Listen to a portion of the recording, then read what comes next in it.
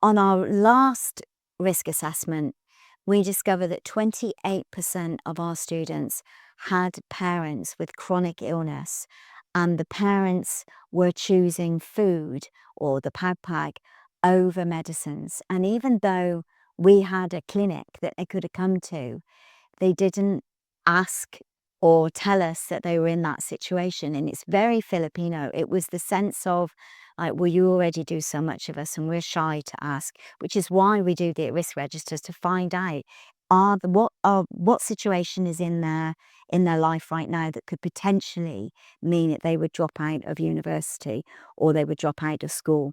And of course, finding this 28% of students, dealing with chronic illness from their parents was definitely putting so much pressure on them. Right. Oh, they felt so guilty, Mm. because they were the oldest in the family, so they thought, well, they could get a job in the port. I mean, they wouldn't earn hardly any money, but it could be casual work and that would help a little bit.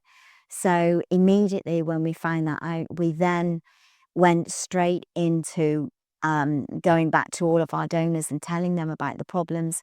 And then we got some extra money in our health clinic, and now we're providing maintenance meds for all those students. And then there was another 72% of them who were really just surviving off the Pagpag. They really weren't buying any food. They were really in a bad condition because they took a lot of loans from illegal money lenders during that time just so they could eat. And now, of course, those loans need to be paid back, and that's why they're not buying food.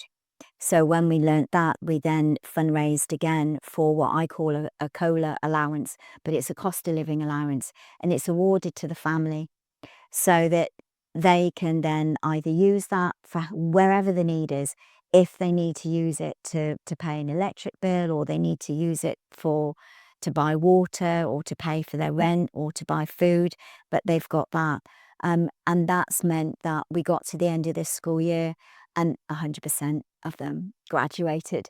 So we were relieved, but I we can't